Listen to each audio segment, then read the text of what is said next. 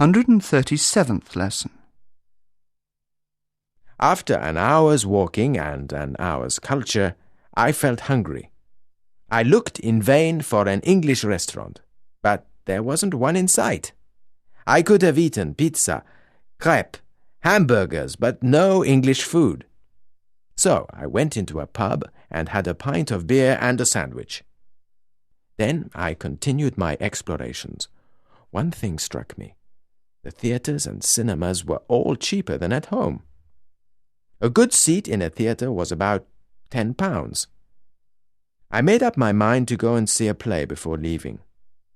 My first day was exhausting. I saw so much that I can't remember everything. I noticed how the Londoners I saw seemed calmer, even at 5 o'clock during the rush hour.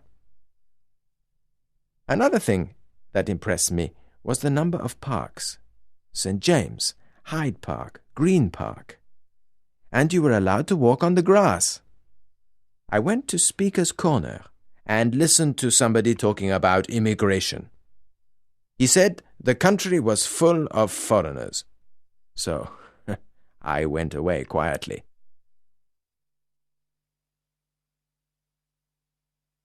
(138th lesson). I had changed my money in England and had got a good rate for my francs. I did some shopping and bought all the traditional things that tourists buy. Shetland pullovers, a tweed jacket. I was even going to buy a dinner jacket, but it would have been a little too extravagant. The night before I left, I went to see a musical. As you know, we don't have many in Paris, so I was looking forward to it very much. I thoroughly enjoyed it. The acting, the singing, and the costumes were all so professional. Leaving the theatre was like coming out into another world. I had a late supper, this time in an excellent Chinese restaurant. The next day, I packed my bags and my souvenirs, said goodbye to everybody, and strolled to the station. The journey back was less pleasant. I was unhappy to leave, and the channel was very rough that day. If you are in a boat on a rough sea, you roll, but in a hovercraft you go up and down as in a lift. Several people were sick, so I had a large brandy to strengthen myself.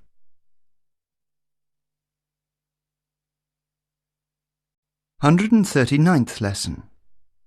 Mothers. My son Thomas is doing very well on the stage. He writes and says that every night he plays a villager, a gypsy, and 2 soldiers, whereas the star of the play, a Mr. Hamlet, only plays 1 part. A young man was sitting in the lounge of a large hotel, sipping a glass of punch. A little girl came up to him and said, "What's your name?" The young man told her his name. "Are you married?" she asked. "No," said the man. The little girl was quiet for a moment. Then she turned to a woman standing nearby and shouted, What else did you tell me to ask him, Mummy?" Young Jimmy was greedily eating a bar of chocolate. His father said angrily, "I've told you not to eat between meals. Did you ask Mum if you could have that chocolate?" "Yes," said Jimmy. "Come on, I want the truth." A pause. "Yes, I did. And she said no." The man who is tired of London is tired of life. Dr. Johnson.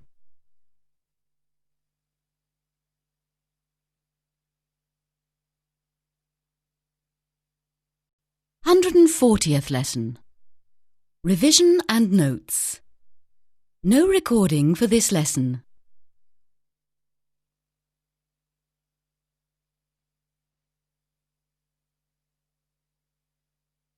141st lesson.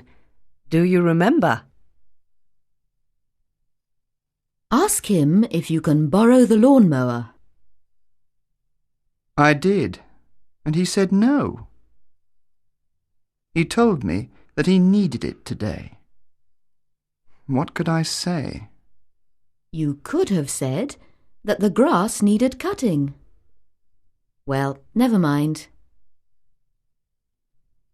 I was struck by the calm of the Londoners I met. Nelson's column is very impressive. The bronze lions at the foot are made from French cannons.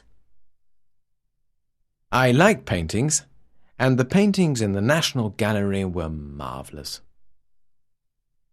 I hardly spoke any English. Would you believe it?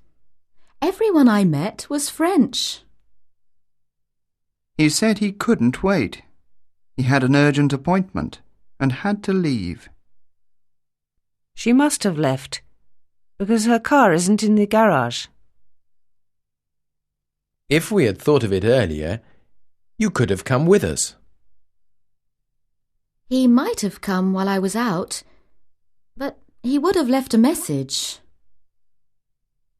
I was able to understand everything they said, despite the fact that most of them had heavy accents. You bought so many souvenirs, you must have spent a fortune. She made up her mind to study medicine, despite her father's advice. Tell him to come straight away. We're late already, and I don't want to miss the beginning.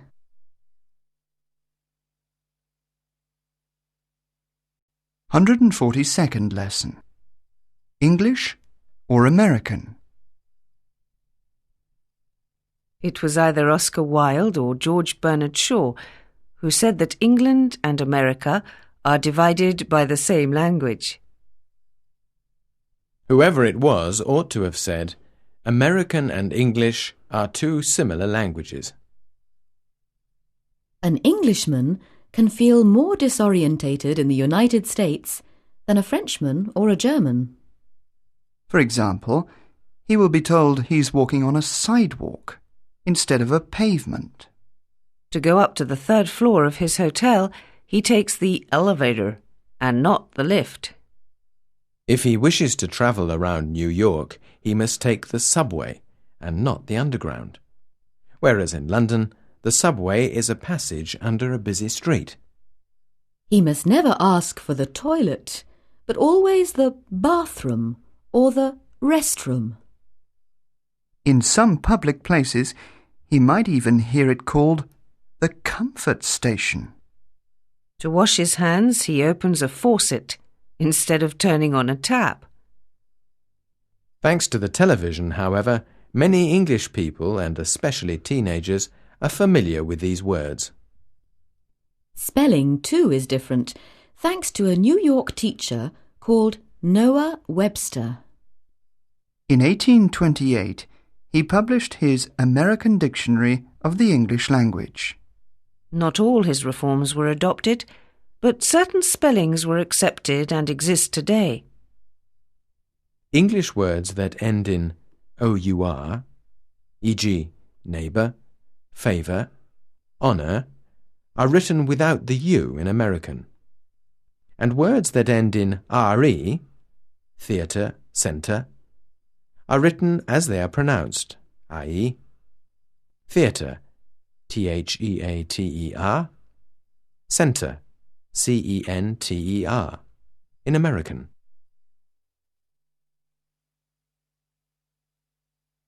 (143rd lesson). When Pierre was in London, he had with him a list of useful expressions. Let's have a look at them.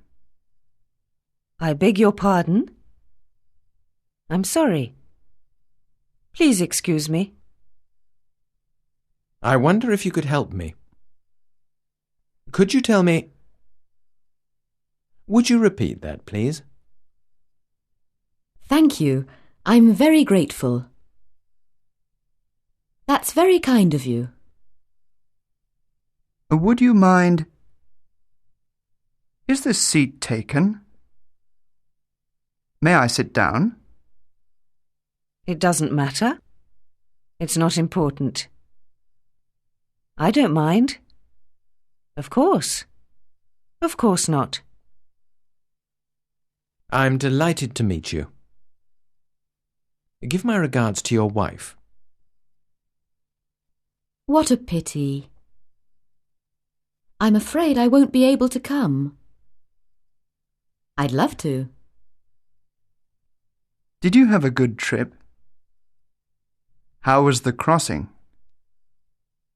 How was the weather? Could you tell me the way to... Is there a bank near here? Where? Could you tell me the time, please? It's rather late. I seem to be early. Where do you come from? I'm from Lyon. We've just arrived.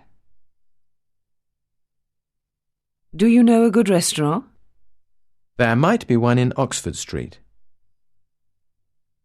I'm afraid I can't help you. I'm a foreigner. I don't know London.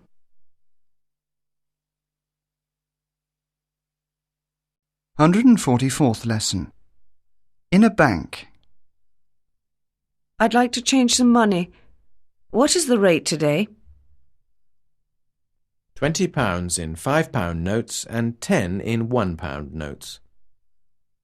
Do you have any change? May I use my checkbook? In a post office. I'd like to send a telegram. How much per word? I need some stamps. How much is it to send a postcard to France? I'd like to cash this money order.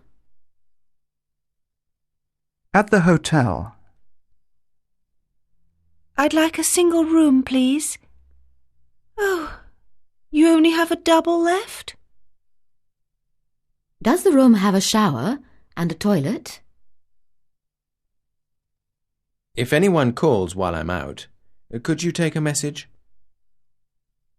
Please prepare my bill. I'm leaving in the morning. Shopping. I'm afraid I don't know my size. Do you have anything smaller? May I try it on? It doesn't fit very well.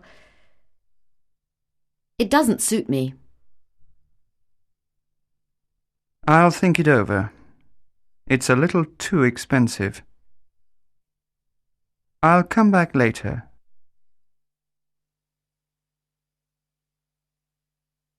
(145th lesson). Signs and notices. Way in. Entrance. Way out. Exit. No admittance. Private. Admission free. Inquiries. No smoking. Spitting prohibited. Do not lean out of the window. Public conveniences. Gents. Ladies. House full. The management is not responsible for loss or damage to guests' property. Early closing day. Closed for lunch. Closed for repairs. One-way street. Keep left. Cul-de-sac. No U-turns. Sometimes notices are a waste of time. This was George Bernard Shaw's opinion when he saw a fishmonger outside his shop trying to put up a notice. On the board was written, "Fresh fish sold here." Where can I put it? There's no room. My good man, your sign is useless, said Shaw. Why? Inquired the other. Fresh. Would you sell stale fish? Shaw deleted the word with a piece of chalk. Fish. One can see and smell perfectly well that you do not sell tablecloths. The second word was crossed out. Sold. Since when has a fishmonger given away his merchandise? And this last word is ridiculous, he said, putting a line through the word here. It is evident that you do not sell your fish elsewhere. Good day, sir.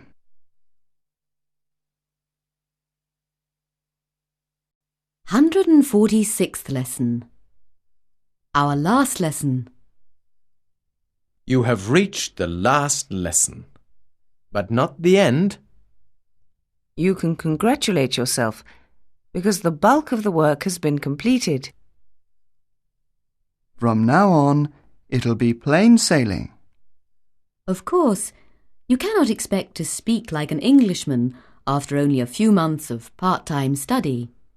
But now you know something about the country and its customs. If you went to England now, you could get by fairly easily.